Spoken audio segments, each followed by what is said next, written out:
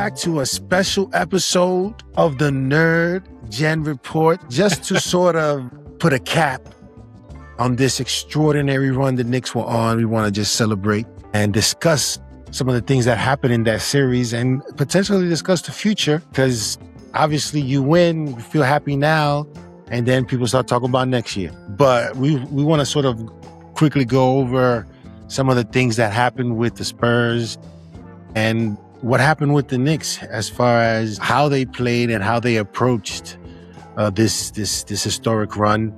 And yeah, Brian, they did it. It happened. It happened. It happened. This is that.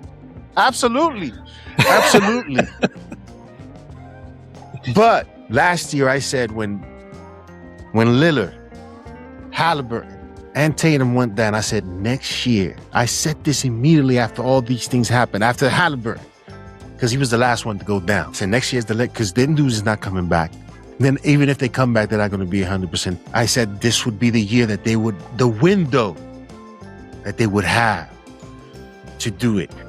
Although I think they perhaps would have, if those teams were still healthy, I think they would have still made it to the chip, but it would have been a lot harder road than the road that they paved to get to the chip. I'm still getting used to the idea that the New York Knicks are the NBA champions. I can't. I mean, this is for two people who grew up in New York, and I think for people who are not, I think it's hard to express to you like how foreign a feeling this actually is. I was even joking, texting with some of my friends, like when they won, I was like, I'm half waiting for the NBA to announce the series is now best of 9, because it's like just to make us wait a little longer. I was like, I'm just waiting for something bizarre to happen that like will take this away from us, because I'm so used to being Charlie Brown trying to kick that football and having mostly Michael Jordan, but something happened to take that away.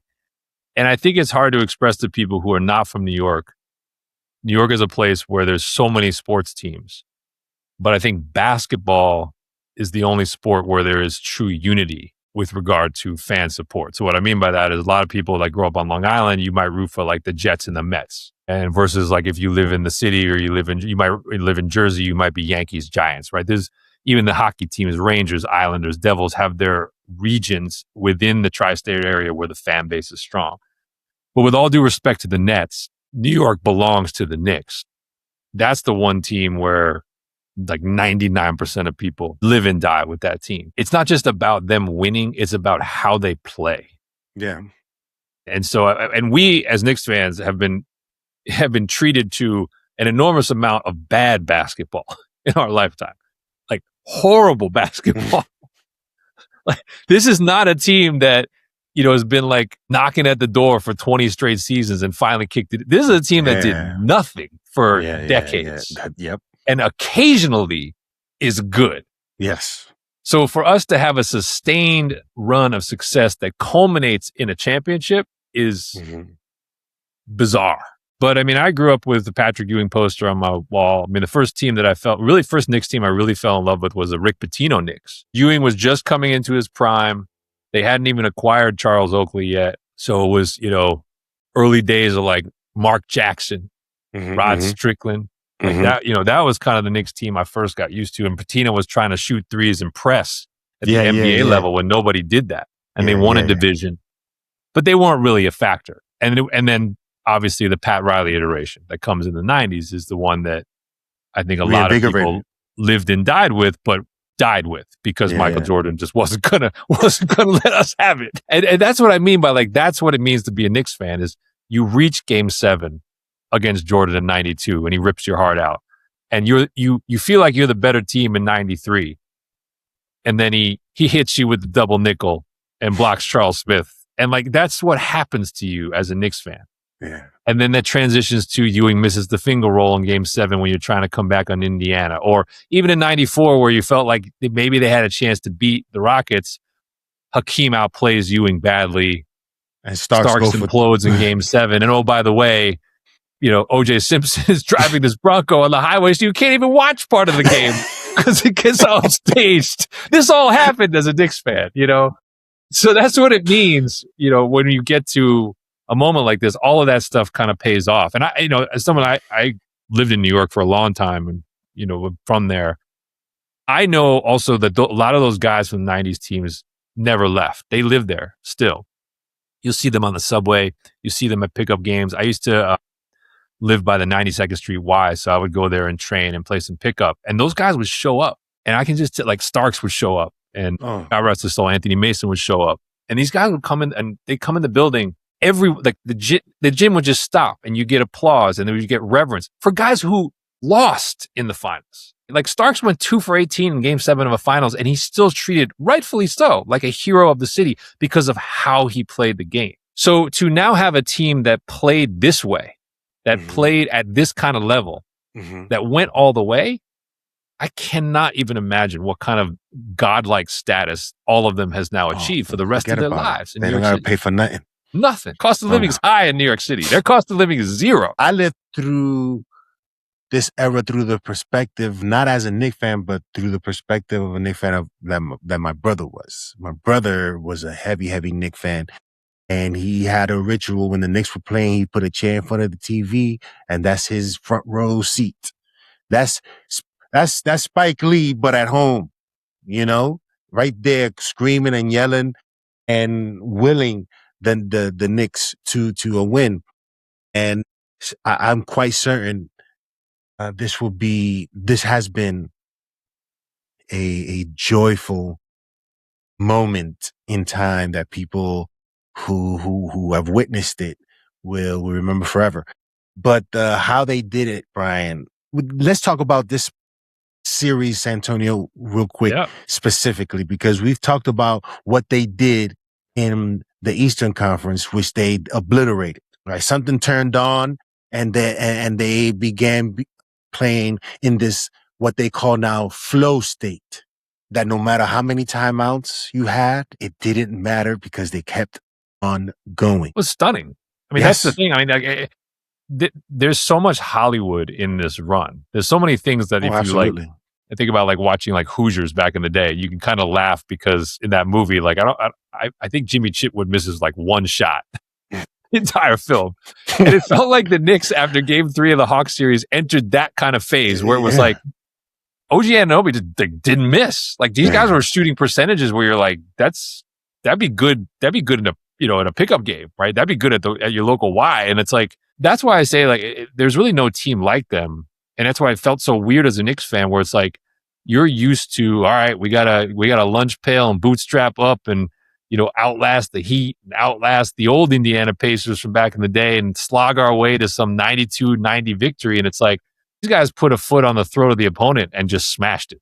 And that was like a wow. I remember, like, I missed the beginning of that Hawks game, and I thought there was a mistake on my screen. I was like, they can't be up by 50 like that in the first half. Like that's not possible in the NBA. Yeah.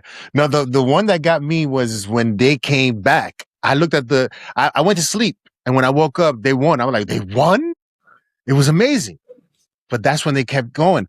But there was no question in my mind as far as, I mean, even when they went up 2-0, I thought they were obviously in the running to sweep them, but they played against a lot more than just San Antonio that night. Well, that's the thing. Like the other movie analogy I've been sending to people is they became Michael Myers. Like this team turned into this thing where it's like, you can't kill these guys. Just stay close. You can't kill it. And so it got to the point where when you're in the finals, right, you think about the statistical improbability of the Spurs having a double-digit lead in all 5 games and only winning 1. Yeah. At this level, right? All these teams are so good at this level.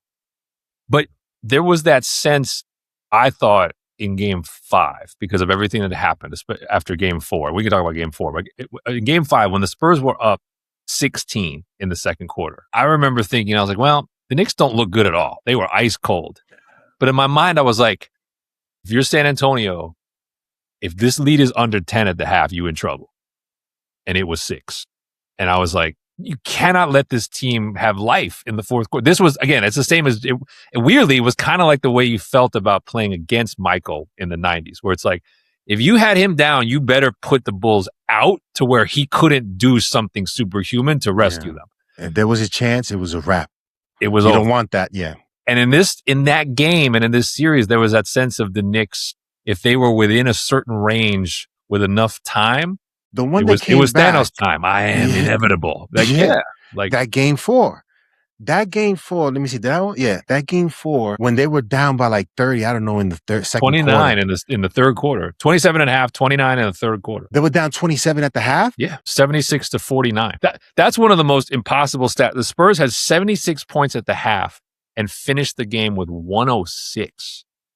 The Knicks held them to 30 points in the second half total in the modern NBA. That's what I mean by the Michael Myers of it all. It's like, what was the actually not just Michael Myers, Rocky 2.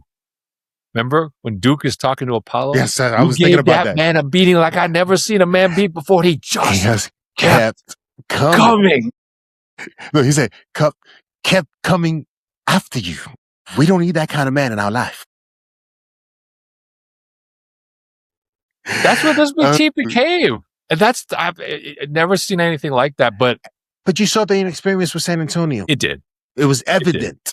Especially when, listen, I don't care what nobody tells me, Wembanyama in game 4, when he missed that free throw, you can tell how he had never been in that experience before. He looked tight. Just see the first free throw that he shot.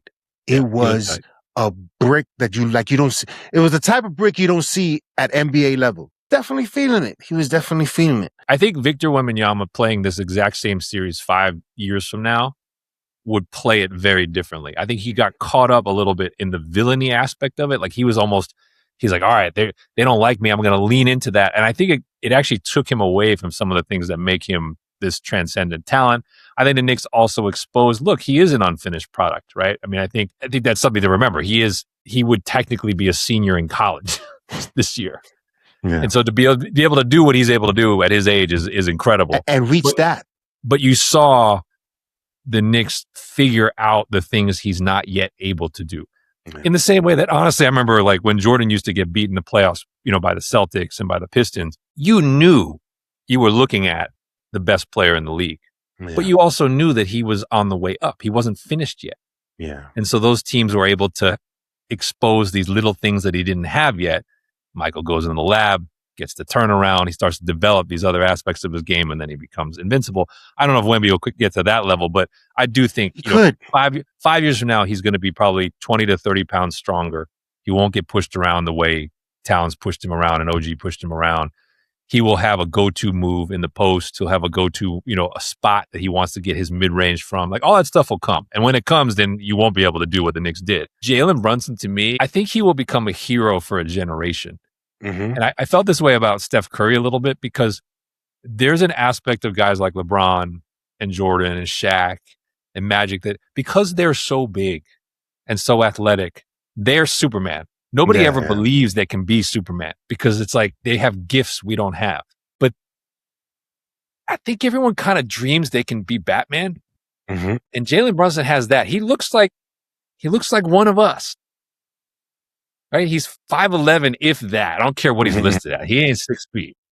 But he achieves in the land of the giants, to that level to where I feel like there's a relatability there. I felt that way about Steph when Steph became Steph because Steph's biggest weapon was shooting threes. And it's like every kid's like, I can shoot.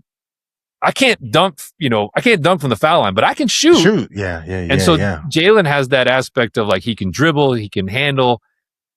He creates these impossible shots, but weirdly shots that like kids would practice in the backyard all the time. I think there's something there where a lot of these kids are going to grow up now wanting to emulate that because they've seen not only him win, but that 45-point effort in Game 5 is like he solidified his MVP.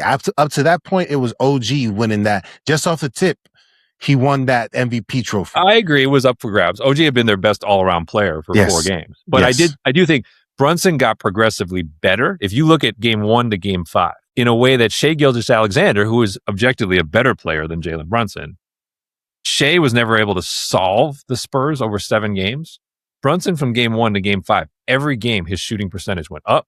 Every game his efficiency went up to where when the Knicks needed it and nothing else was going right, he was unstoppable. Yeah. And that is a rare quality in, superstar player. So at some point you just got to say, look, Brunson won a high school title. He won 2 college titles. Now he's won an NBA title.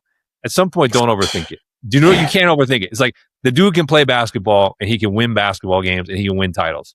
Like, who cares what he looks like or how tall he is? Yeah. I don't even know why is that a subject.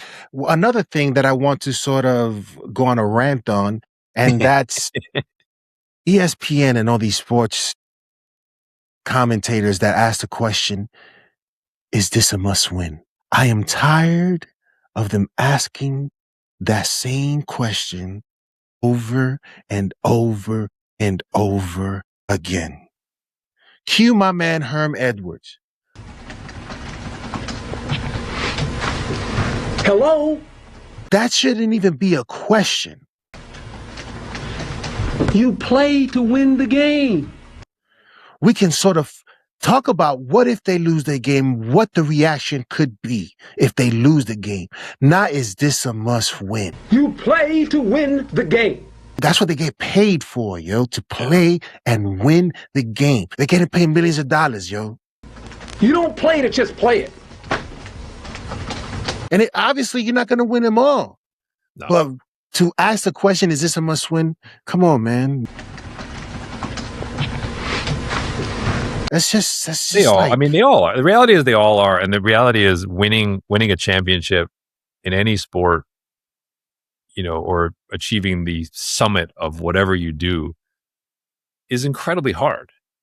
And so, when you have an you know, where's Brad Pitt on the deck of the ship? When you have an opportunity to take immortality, Take it. It's yours. don't miss. Like, you know, like I've been saying to people, the Knicks have completed my fandom.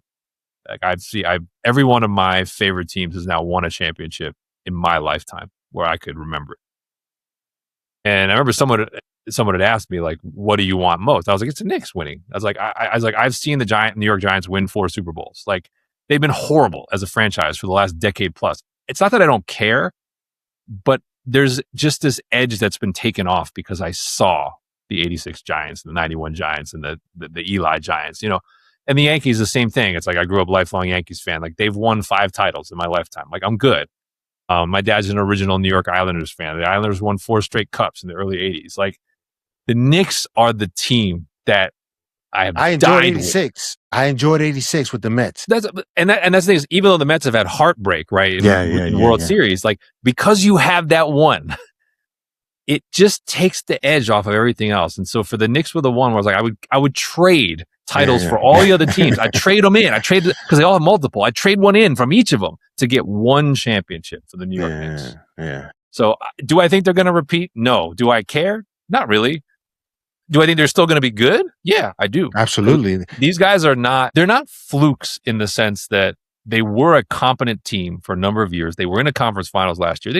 They went to a level, you know, I've been joking, everyone calls them the Nova Knicks. No, they're the Super Nova Knicks. That's that's the level they went to for 16 games. And that team that played the last 16 games could have played with and beaten any team in the post peak Warriors, the last decade.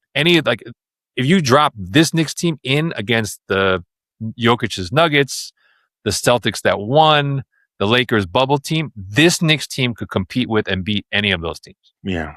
They couldn't beat, I don't think they could beat the 17 Warriors, but anyone in the last 10 years, this level of play is up there. They should make a movie out of it. Like I said, you can't write this. You can't write the comebacks they had. This is it. They could make a winning time too, because that's what it was, Brian. Winning time. Like, it has all the marks. Like, you have all the characters you need, from Brunson to Towns to OG. You have the great characters. You have the script of like how this team did get close. They changed the coach. They had all these comebacks. They were good but not great in the regular season. They stared at their mortality, took off. It has all the elements. I don't know. Absolutely. I mean, someone ought to be buying the rights. Yeah, absolutely. I think that this Nick win is like almost like the Michael movie for the Jacksons. Everybody's gonna win off of this. Definitely questions that you're going to ask, especially if you're in the sports arena and commentating on that, is not necessarily was this a fluke, because we can, again, like I said in the beginning, if the Boston teams and the Lillards and the Halliburtons would have been at their 100% capabilities, the Knicks would, I think, still would have overcome, but it would have been a lot harder road. Let's see what next year brings as far as are they able, because that's, I think, perhaps may pose a question of whether they can beat these guys now that they're back. Perhaps not even at 100%.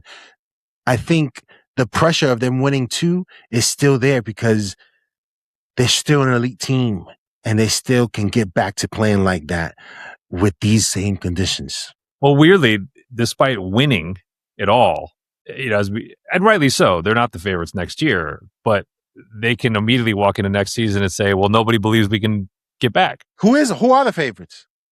Spurs and OKC. I mean, those two teams are going to be the favorites for the foreseeable future, but I think the Knicks proved the model of, if you can destroy the East and have that rest and be fresh for the finals, you can beat any of the other teams coming out of the West. There's nobody that good. So yeah. I think the true test for them will be OKC. San Antonio, I still think will take them deeper, but the Knicks will figure out a way to win. Yeah, but the Spurs, I don't know. I know we got to sign off here. Yeah. I will say the one thing on the Spurs side, Wemby got all the, as you should, he got all the heat. He got all the ups during the conference playoffs. But all I'm going to say is Dylan Harper's a monster. Oh, yeah. To be able to do that off of 1 year in college, that's rare. Future, right. Rare stuff. That kid has the mental game. When you can play at that level consistently, game night after night, and he was honestly their best player at a lot of points in that series. I am terrified of what that guy's going to be like when he's 25 years old. One last thing before we go. It's obvious that the Spurs all around were inexperienced. Coaching and the players on the court. Even though Fox was meant to be the sort of vet on there, he was the most unreliable player they had. In many ways. It's crazy. It's crazy. If you're a coach on the Spurs, you're like, give Harper the ball, man, and have them play off each other, because these other guys, they're not going to do it. They're not going to do it. Even though Castle was good. They got their three. That's the thing. Yeah. Their three in order is going to be Wemby, Harper, Castle. That's the three. Yeah. Harper's going to go past Castle, I think, in terms of his peak ceiling. But Castle is going to be an all-star, great two-way player. Like, they have their three. So enjoy this one. Woo. Soak it all up, because when next season begins, it will be just a moment in time, an experience that you felt but want to try to feel again. It's just nature to want to win again. You will not be satisfied. You will be joyful at the experience of reaching these heights, but at the end of the day, you want to win. But every game you go to the Garden next season, public address announcer gets to introduce them as champions. Your defending champion. New York. Yes. You get to hear that. You get to definitely hear that. So let us know in the comment section below what you guys, how you guys experience this Knick win, and we'll see you next time on the NerdGen Report.